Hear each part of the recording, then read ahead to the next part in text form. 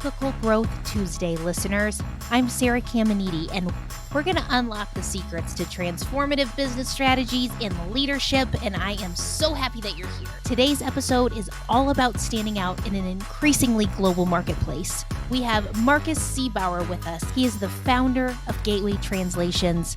He's a leading expert in localization and translations. Markus has a wealth of experience helping companies navigate the challenges of expanding into new markets while maintaining their identity. Here at Epical Growth, we talk a lot about being a differentiator in the CX space or how we lead. What I was really excited to take away from my conversation with Markus was looking at being a differentiator by being respectful of who it is that you're talking to and where they are in the world. Markus sheds light on the critical role of localization and how businesses can avoid common pitfalls when translating their products and their services, and what it means to continuously upkeep this information and what happens if you don't. We discuss real-world examples of companies that have either succeeded or struggled with their global strategies, including insights on how they can improve their customer support and adapt to diverse markets. It's not just about translations. It's not just about customer support. It's also about how we use these advancements in AI and how they're reshaping the landscape.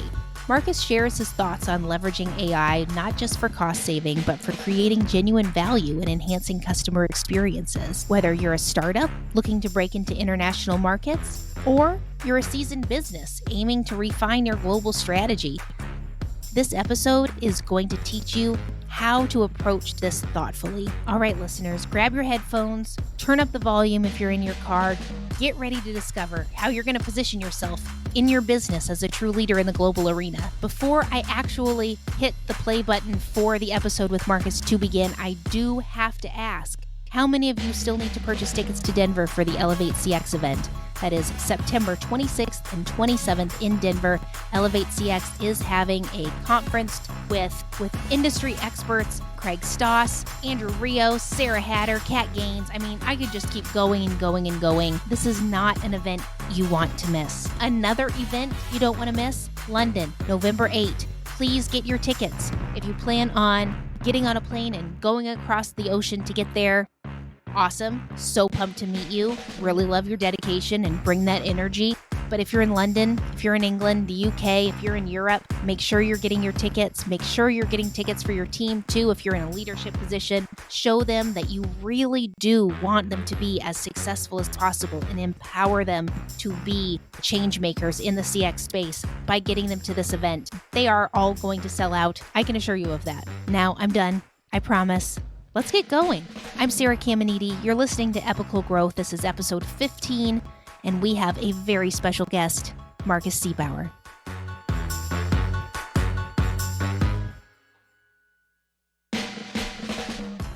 Well, you're always somewhere just enjoying the world. Yes, I think it's amazing that we have the opportunity to work from where it works best for us. No, not everyone has that. I mean, we have heard in the news and from our peers, right, how people have to come back to the office. Yeah.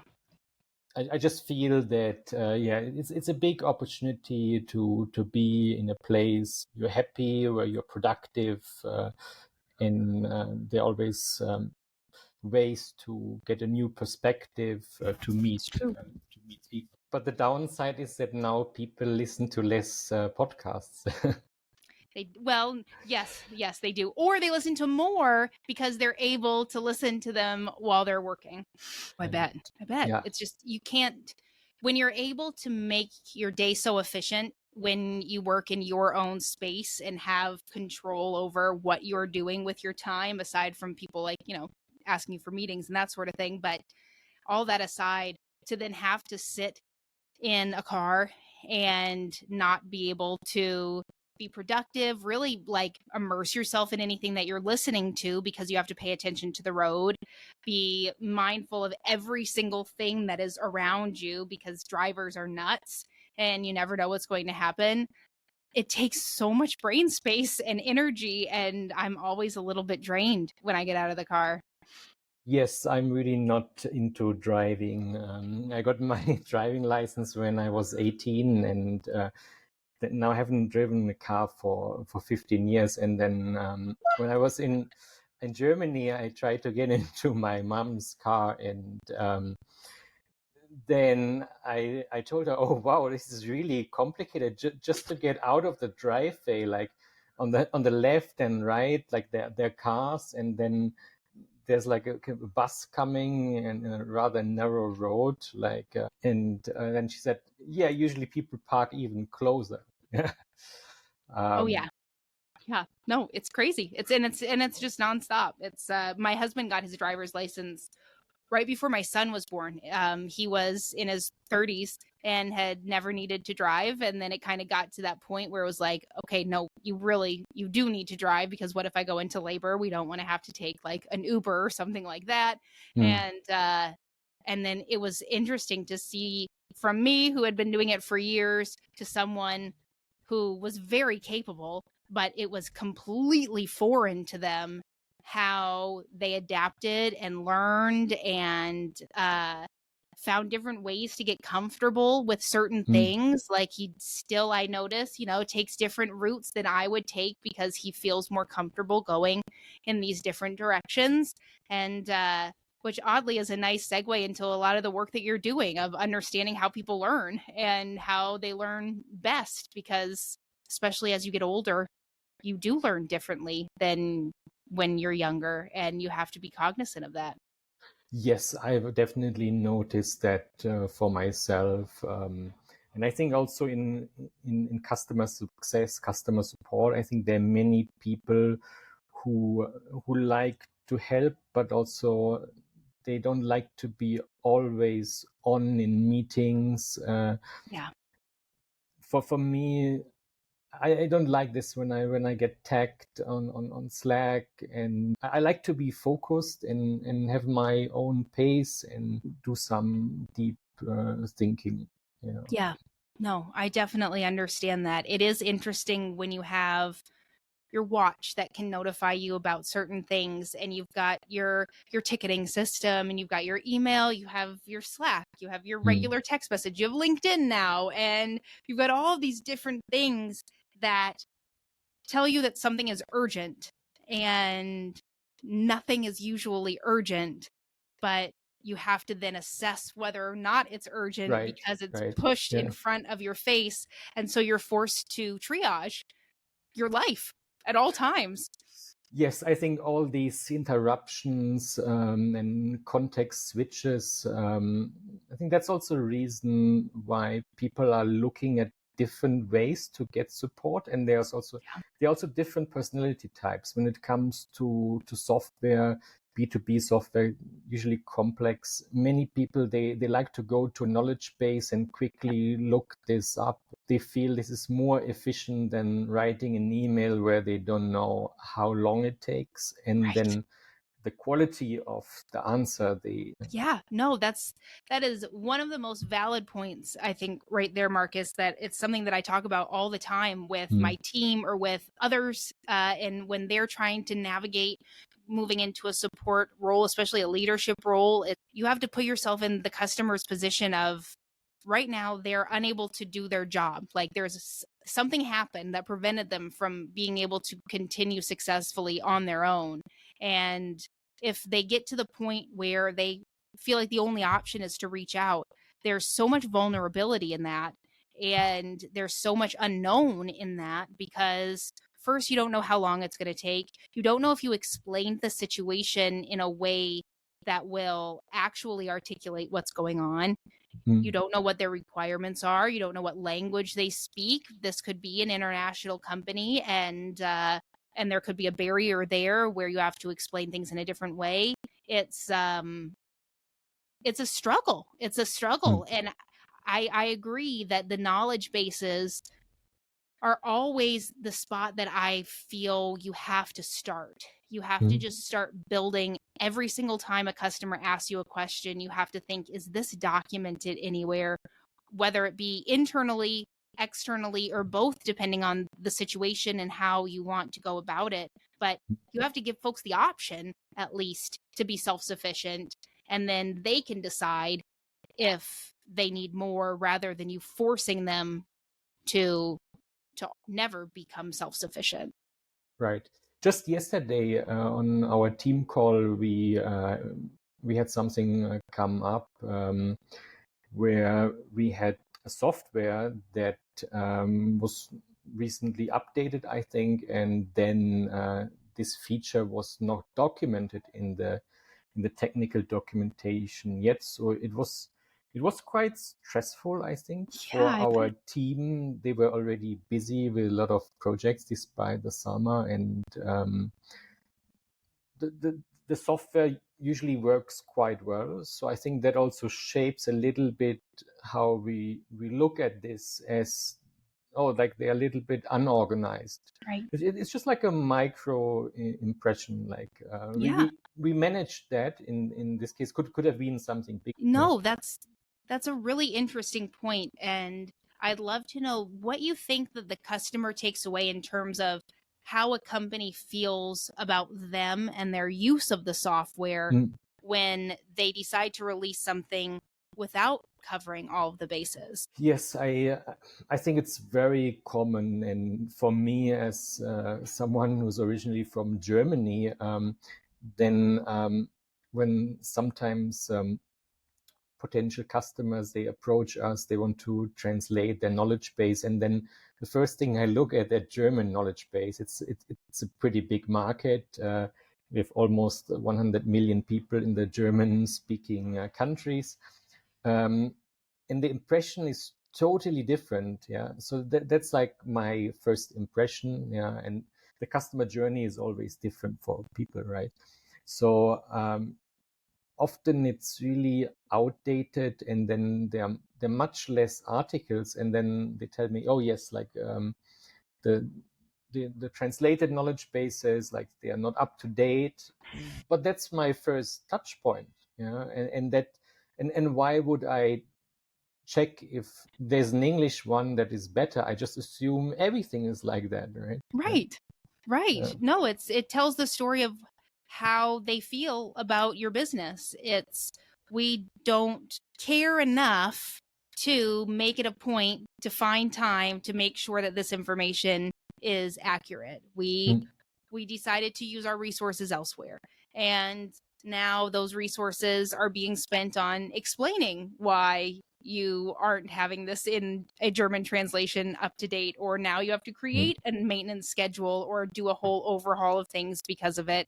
And it just would have been so much easier if you would have done it the first time. Yeah, I think it's also a lot of work to keep this up to date. And many companies, they're not aware of that, or they use quite outdated ways where they export files manually, send that to a translation company, or they have internal people who are busy, and things get delayed, especially when then there's a bigger update, when it's maybe a big release for their product, and then the knowledge base update is also pretty big. Yeah, no, it's a huge undertaking. Any sort of knowledge base maintenance is a huge undertaking, because not only do you have to maintain things as different products move and shift and grow and evolve over time, but then you also have to think about what are the things that exist that are connected to it in ways that you didn't realize, that you then also have to update and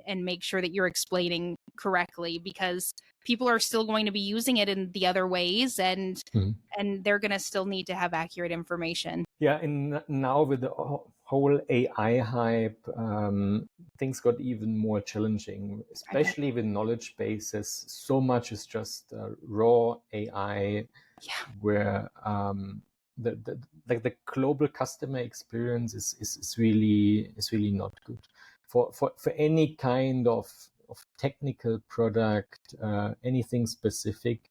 Usually that is quite a disaster in terms of what comes out from ChatGPT or from DeepL or whatever, if no proper human review is there, and even with nice prompts and sophisticated prompts, it's just not getting there.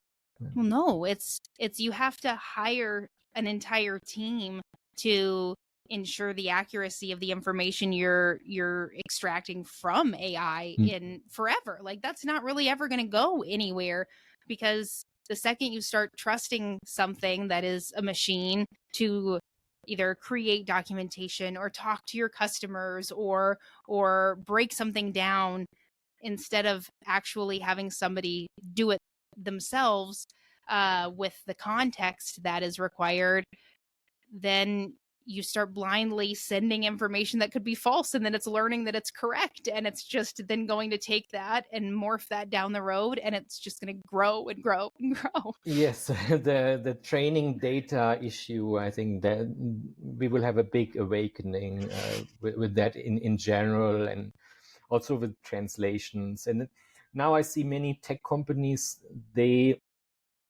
often approach things in a tech way, just looking for tech solution. They think, okay, we use 4 different AI, like ChatGPT and Gemini, and then we run prompts to check for the tone, for the terminology, and then we cross-check that. But we tested that even for languages where it's less challenging, like let's say German. When we go to Chinese or Vietnamese or whatever, then that's even much less reliable. I bet. Yeah, because it's not like these AI softwares are going to say, we're not 100% sure if this is accurate. Can we have someone please proofread this? They're going to send their best guess of the closest thing to what it is they're trying to translate, and it could be totally wrong. Yeah, like there are a lot of false positives, and translators get really offended when you use that because it's not good enough. So they feel that it's somehow like an amateur move to use that, right? Very much.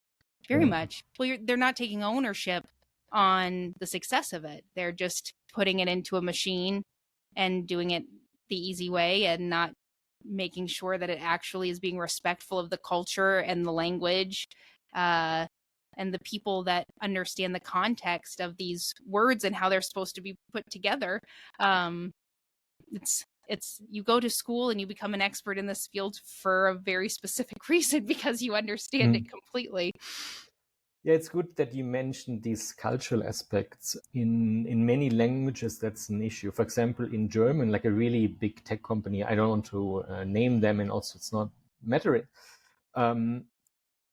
They have, like, the word is technically correct, and that's even it's on their company page. And even I told them, and I think they didn't get it, so they didn't change it, because it's a little bit challenging to understand. So in German, we have words that are correct, but when anyone in Germany hears that, you immediately think about National Socialism, and like these are kind of burned words. Like you don't use them, Yeah.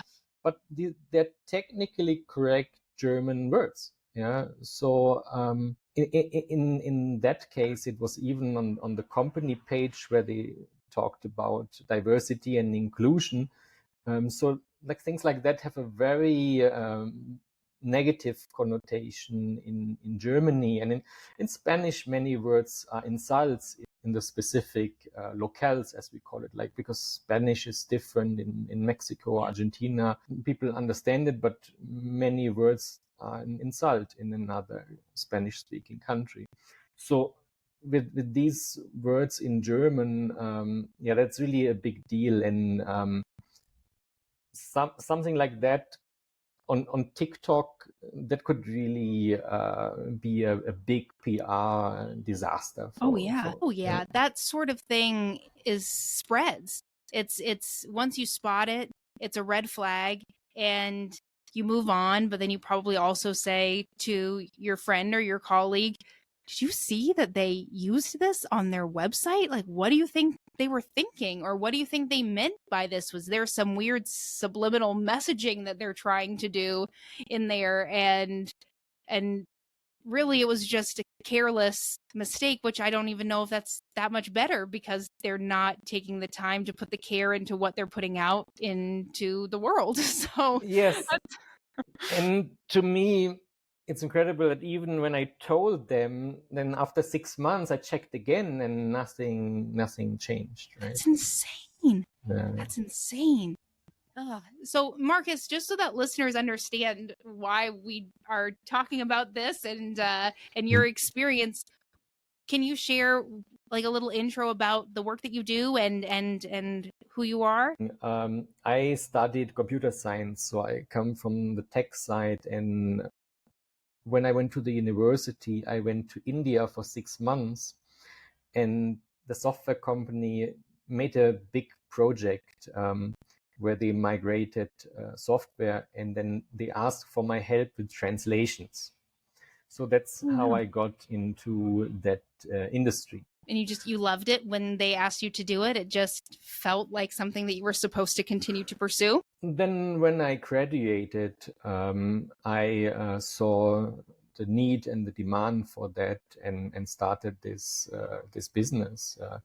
So now it has been 12 years, and we have worked with really big clients like GitHub, and helped them with their knowledge bases. That whole space has really evolved in over a decade. Yeah. Definitely. Oh, it must be remarkable to see not only the growth, but in terms of like volume of knowledge-based articles that are out there, but the way that people are producing knowledge bases now, like the interaction that comes into play or the different types of media.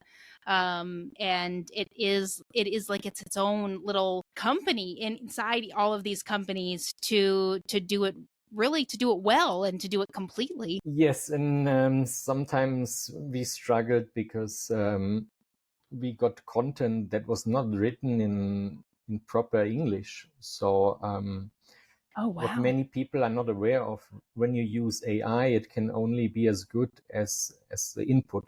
So with machine translation, when it's not proper English grammar, and the same for other languages you translate from, then the translation is really bad. Yeah. Wow. Yeah. So how do those conversations go with companies when you're looking through their knowledge bases, you're translating their knowledge bases, and you're finding that this was obviously not written by a person, or this content is not put together in a way that really reflects the type of company that you're trying to show the world that you are? How do you have those conversations? Yeah, I think many companies are already aware of it, and then they just want to launch the translation, and then we have this thing, right, like where this gets into the translation memory, and we need to make sure that we don't use any improper data in the future. I think usually the challenge is there is this gap between, let's say, someone who manages the knowledge base, and the person who's like maybe the head of knowledge base, like the head of knowledge management, and then their executives higher up who think everything can be done with AI and everything needs to be like super cost efficient, and to explain to them the value, also the English knowledge base, the source knowledge base, to have this done properly, and then of the translations and technology to integrate the workflows. That is all a challenge, and we help companies a lot with that. Wow. Yeah, that must have been, especially over the past few years, really wild to see the quality of the content that you're having to work with sometimes blossom because they're given a space to really just go to town and do what they know the customer needs. But then also those companies that choose to go in the other direction, and you're kind of left in the middle to figure out how to give them and the customers what they need, but still acknowledge the issues that are in place. Yeah, I think often it's important to see the big picture. What are the most visited articles? Where do you get the most traffic? And then you can start with these. In the past, it was often done like, okay, let's translate everything to every language we have. Yeah, and that feels like quite an outdated way. Yeah. Yep. No, that does. I've seen that myself where it's you have the one plan that is, all right, we're going to spend 3 years and we are going to really just make this what it needs to be and maintain it and come up with a plan. Or let's pick topic by topic and start chipping away at it. This is something that's connected to a launch of this. So let's have this be our focus for right now. And then we'll have these others kind of happen as it makes sense for those things to happen. Once you start working on translations for companies, how often do you have to go back and connect with them throughout the years? Usually companies which handle that very well, they have regular updates, or we do it in a continuous workflow. Like these are the two ways to do it. Well, that's good. And otherwise, what I see a lot, maybe there's even a good translation at the beginning. And I see all these public knowledge bases, right? And I don't even know how they were translated, by whom. And then there are two major things. Sometimes companies, they find it challenging to manage these updates because they continuously update the English content. And then they don't want to send that out all the time, maybe if they have 6, 10, 20 languages or more. So then these small updates, they keep in English. And over time, then it looks a little bit like cheese, where there are more and more holes. And there are companies where it's almost like half the text is in English on some pages, where it's a really bad global user experience. Oh man.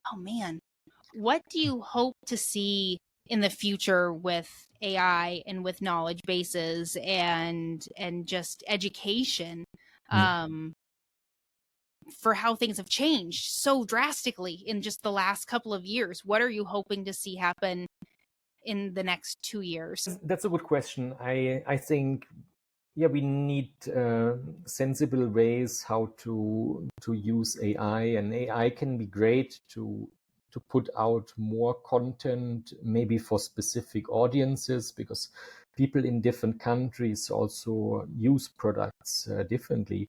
That's a very Companies which are really successful in international markets, like for example with Evernote in Japan, they realized that people use the product in a very different way, and then it's very natural that the knowledge bases, help centers, they will also be adjusted. And if there are screenshots, if there are people involved, then that also needs to be localized. Now I saw a really interesting post where someone from who was formerly at HubSpot, she wrote that they used some stock photos of Asian people, and then in the office in Japan they said, "Oh, they're clearly not Japanese." Yeah. And in the US headquarters, they just didn't consider that, right? It's like, you don't know what you don't know. No, that's true. Yeah. No, that is very true. It's, you don't know what you don't know, but also you can always ask. Right. And for someone like yourself who sees these situations come up in text form a lot of the time, what is your approach to your team when they spot these things, or when someone feels disrespected when they're going through this content and it's using language in a way that isn't culturally appropriate? How do you help protect those that would be impacted from this? Yeah, usually we try to explain that to the client, and many people are very happy to hear about these things, and some people don't understand it, or maybe then it gets lost somehow. Then there's only so much we can do. For sure. It must be hard sometimes, though. It's you enter into these spaces understanding the context of things, and you try to share the context to others, and if they're not receptive of it, it kind of makes your work not only more difficult but more complex, because now you're trying to navigate these nuances that aren't understood by the space that you're trying to make better. So you're really giving a gift to the people that live in these countries and are in this culture, without the company that is presenting now this gift of just standard contextual conversations with their community within those spaces.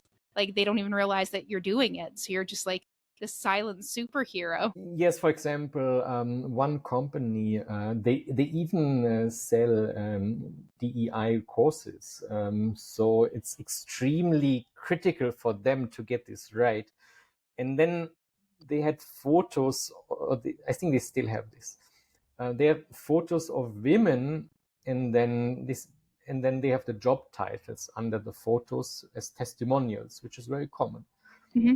And in English, it's gender neutral usually for job titles. Yeah. But in Spanish, in German, in many European languages, they're gender specific. Exactly. So that is something that is really offensive to, like in general, like it's really odd, and then in that specific context, it's like really offensive. Yeah. Very much. Did you anticipate coming into this space as a technical person who found this opportunity to help companies with their education globally, that you would end up working almost in like an HR role of creating this appropriate space for the global consumers of these brands? No, I didn't anticipate that at all, but also many other things I didn't expect. Yeah. What are some of the other unexpected things that you've come across over the years? I mean, how much technology there is involved, like the whole integration, from having something like Zendesk, and then making sure having a right process where this is sent to translators in a semi-automated way, and the complexity that gets into that. And you also see this like with really big companies, like some of the biggest. Then there's like a page missing in the translated knowledge base, and then there's auto forwarding to the main page. Like that's like extremely bad user experience. Like, yeah, at least then you need to show the English page, and then there needs to be a note that this is not translated. Like that's the least you can do. Yeah. And so you're going through all of these documents. You're kind of also a UX tester. That is like a whole other role that you're playing in these companies. Yes, people really don't like flags because,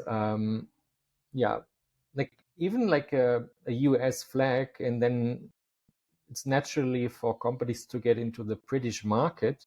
It just looks like it's not local, and that conveys a lot, especially in e-commerce, where that means shipping is expensive and slow. Yep. Or this could be an issue with the time zone to reach someone. Yep.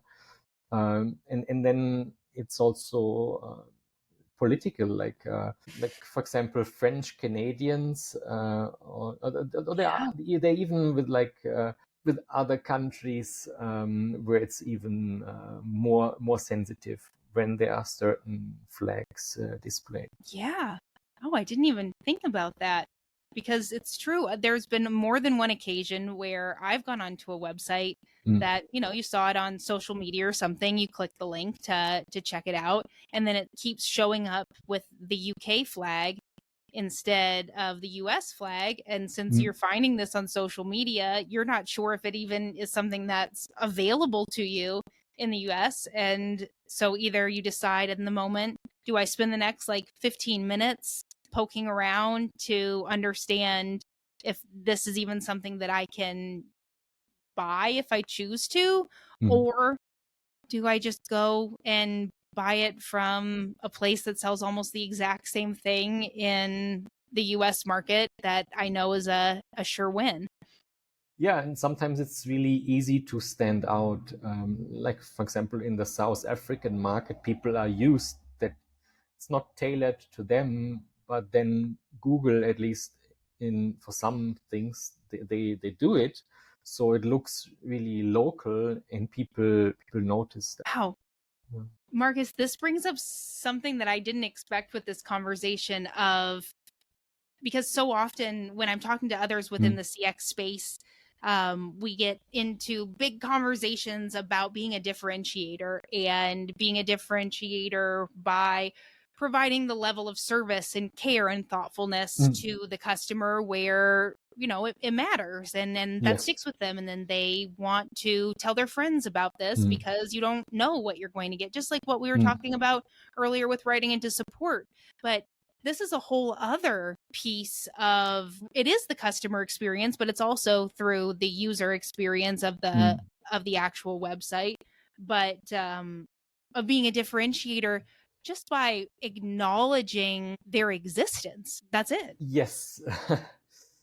And sometimes it's like some companies, they do it really well. For example, I have the Aura Ring, right? It's like a wearable for sleep tracking for anyone who doesn't know it.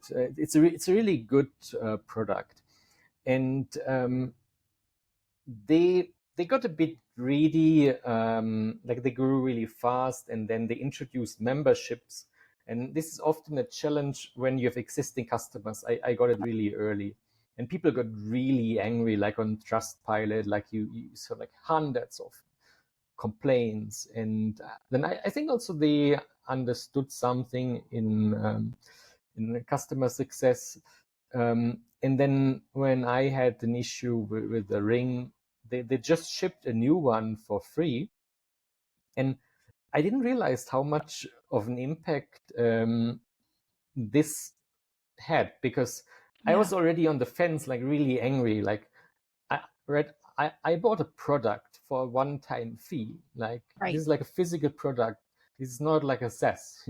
Yeah. And then I got angry. Like now I calculated if I use this for years, how much extra I would need to spend.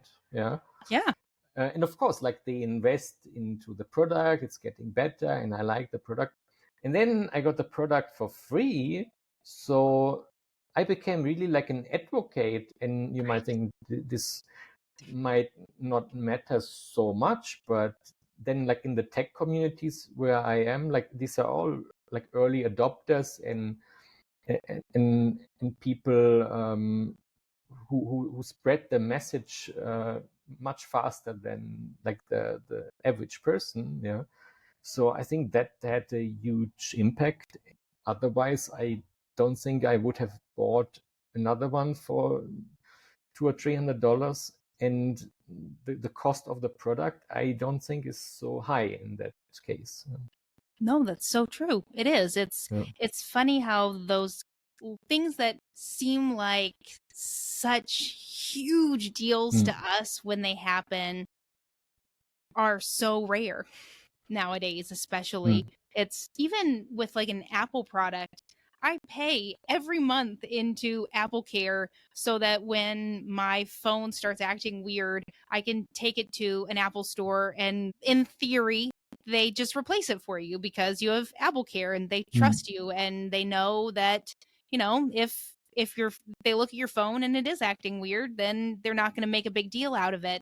And now that's not even as much of a case as it used to be. It's like it's these companies that create these loyal brands or brand ambassadors by like the folks in South Africa that are seeing these companies that are acknowledging them on their website, like you receiving that ring for free when everyone was struggling with the change in structure of the company. And then you build it and you build it and you build it, and then at some point you have a choice, and it's the choice is, do we continue to just really lean into this brand ambassadorship of our customer base and continue to foster that, or do we start taking away little things and see if they notice and raise the price for the subscription, but actually take away certain pieces and functionalities and see if anybody picks up on it, and how long that can go until it gets noisier and noisier and we actually have to address it. And that just made me think about your job of translating these documents and these knowledge bases for companies and these spaces for companies. Even if you're a customer of theirs, like to see things evolve over time, of that, you like your ring, it wasn't a subscription service when you purchased it. Then it became a subscription service. What stayed, what remained, what things are they articulating, what things do they want to have be translated, what countries are they translating things to. It's you can become a differentiator and you can lose that just as quickly as you gain it, and there's so many different ways to embrace it. Yeah, I think it's a good point that you mentioned Apple, and I just got the new M3 MacBook Air, which is great.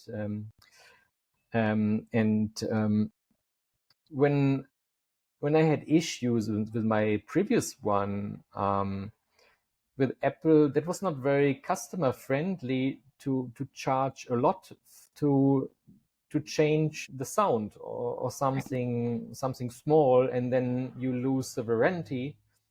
And so all these things, they affect the customer's perception. Now I think we will have to translate a lot of repair articles, because with the new legislation in the trend towards sustainability, there will be more where people they want to repair things by themselves to save money, and also because of sustainability. Like electronics waste is really hard to recycle, and it's a big issue. Yeah, that is an interesting point. For some of these companies that have used your services in the past and you've built a rapport with them, and they are recognizing things that are going on in countries where you have much more of an understanding and grasp of the people and their needs, and but also how to convey that information to them appropriately. Do you have companies come to you outside of just the translation piece of how do we approach this situation now? Yes, like this happens a lot. Really? Yes. Companies, they are different stages, right? Like sometimes they are wondering, what languages do we do, or where do we start? Which articles are more important, because they don't have all the resources, and not just financially, but in terms of team capacity. Because they consider already the next step, that they also need to keep it up to date. And also when it comes to support ticket translation, many companies, they start with something simple like Google Translate, which is easy to integrate, many APIs, it's cheap, it has almost every language. But then they realize there are many issues. And when you have colloquial language, for example, or you have customers, they type quickly on their phone, they don't use proper interpunctuation. Machine translation was not built for that. It was trained on bilingual text for the European Union or stuff like that, right? It was not trained on on colloquial language, how people write. Yeah. So what do you do in those situations? I think first of all, adjust expectations and make people aware that this could be an issue, because people often think, yes, people understand maybe, but they might get annoyed. They might feel the company is a little bit complicated, or they're not local. There might be really major issues that make it hard to understand, right? And then in the next step, this also affects then how do you communicate? Like people then they write the tickets, the customer support people, they write the tickets in English, let's say, and then they use Google Translate or some other tool like manually or with integration. So then also with slang and colloquial language, that could also affect things. But usually it comes mostly from the other side, because like the customers, they write quickly, and then maybe the grammar is not correct. There are typos. All these things affect then the automated translation. No, well, and also it's for technical things and technical issues that come up, it must get very convoluted to try and offer tech support in an efficient way when you're trying to just do it all through Google Translate. Yes, and the support challenge is one major reason why companies stay away from international markets, because they feel, oh yes, like now if we offer our product in other languages, how do we do the support? And then we don't need a full-time person, right? How do we manage this? If a company came to you and asked you this question as you were looking to work on their knowledge bases, and what would you recommend that they did? That's a good question. I think there are different ways. Like there are other service providers where they provide customer support in other languages. That could be a solution for like some companies. And at some stages for the company, and then eventually they hire a full-time person. And then another solution is to look at machine translation engines, and they also vary across languages. Let's say what works well for Brazilian Portuguese doesn't work well for Chinese. Yep. Yeah. Wow. No, that's true. It's there's so many companies out there, so many startups and bootstrapped companies that are as scrappy and lean as can be, but they're global companies. What would be like the one thing that you would recommend a company think about when they're starting to realize that they're standing out because they're not acknowledging that these other countries exist and they're using their product? When they are aware that people in other countries use their product, I think that's already good. Of course, somewhere they have the data in the company, but not always at the right places. I think it's important to understand this is like a chicken egg problem. People say, yes, we just have a few customers internationally, so we are not focused on that. Yes, and then it will also stay like that. I think it's important to understand, like this is like a mid to long term in investment. To have good global products, and to have a good customer experience, and invest in localization and the cultural components. And you can see that the biggest companies, some of the biggest companies have issues with that. Like for example, with Airbnb, when you write to a host, you book an apartment, and then the listing is another language. They translate that, but then they also translate the messages, automatically. And when this is then let's say this is like from Spanish to German, and I had this last year.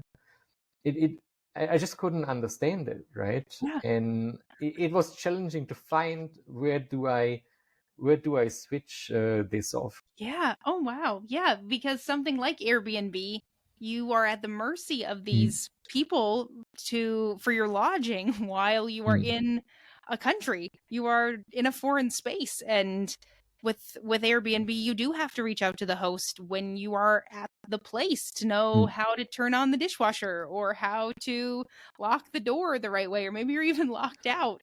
And if they don't have the right tools in place, or even if they don't even have like a localized support team that is then able to say, oh, well, this is a local, like this is a dishwasher or something that's really common in our space here, and I can tell you how to I'll walk you through how to do that.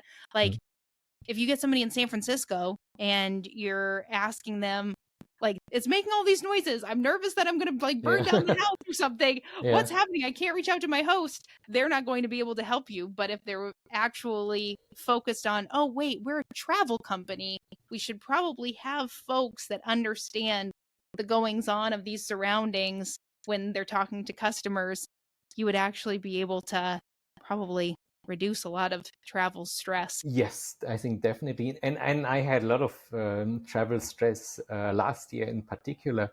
So it's interesting, since you mentioned support in the local language, like I would have been glad if there was any support at least when I had a serious safety issue with Airbnb. Oh, no.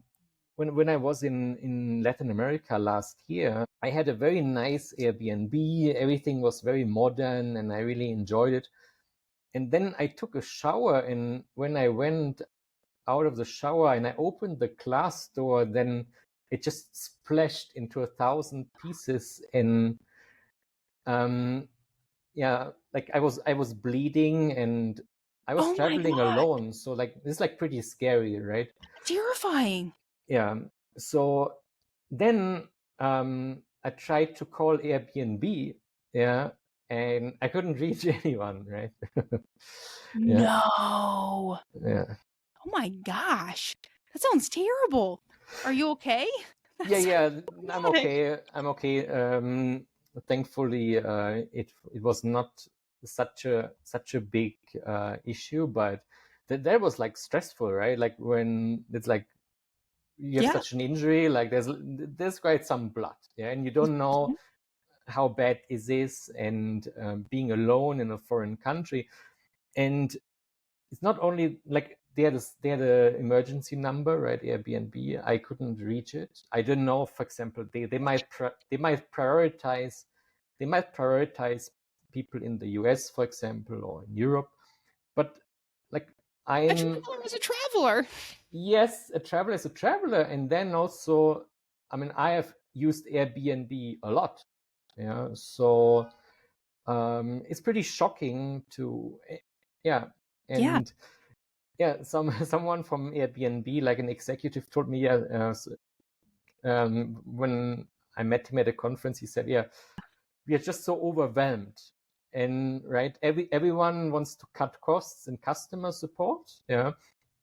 But even there's something so like safety critical, where you just want someone who is there just to be there, with someone like me, where I've used Airbnbs for a decade and I use it a lot. So you travel a lot. So for me, that's like it says a lot about where do we stand with the customer support. Yeah. Well, so you're paying the service fees that are attached to use Airbnb, which is a lot.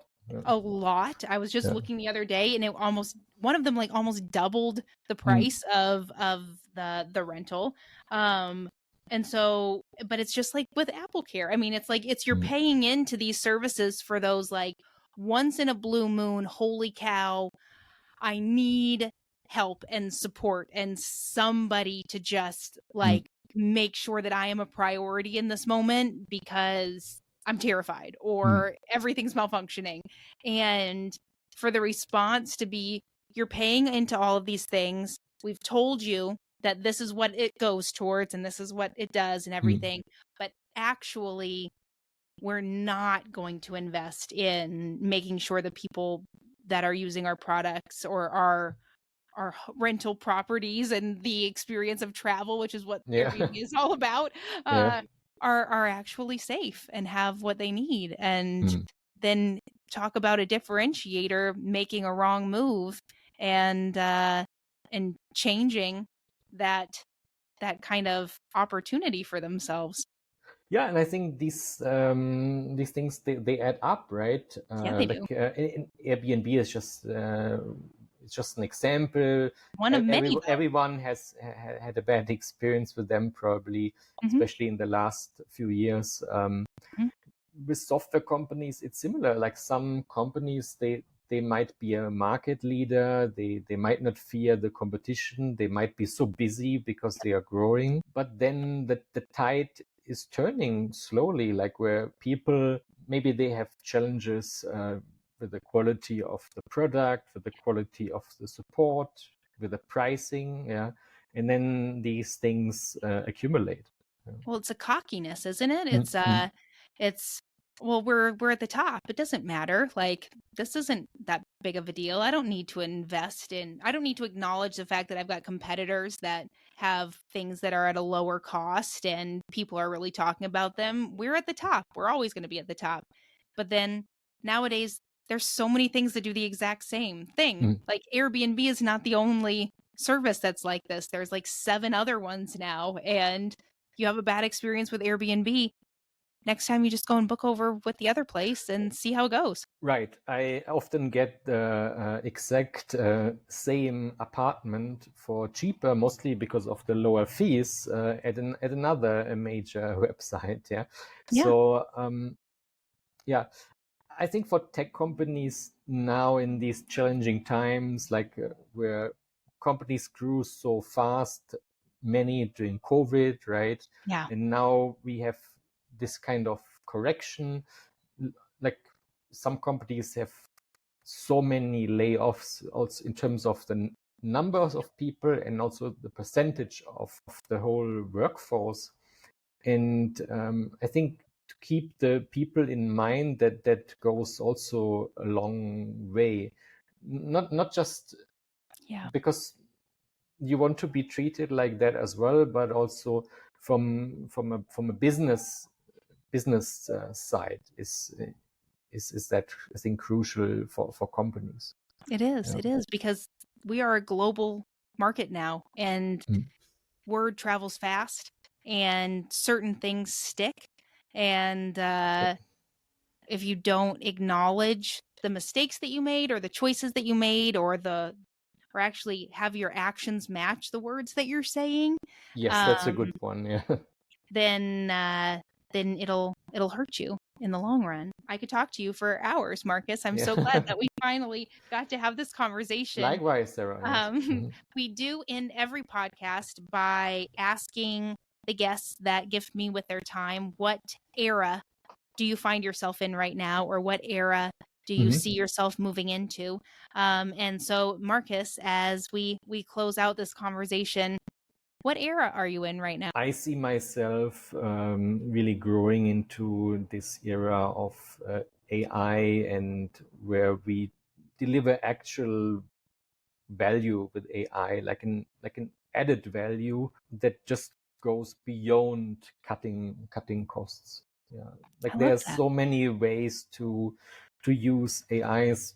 Also, many things we touched upon today. When you ask the right questions, you can get good answers, right? Yeah, you can. You really can. Yeah, I hope that this is an era that many find themselves moving into, because AI isn't going anywhere. I think we can all admit that. But at the same time, doing it the right way and being thoughtful about it is what's going to pave what the future looks like for how we approach this new space that we find ourselves in.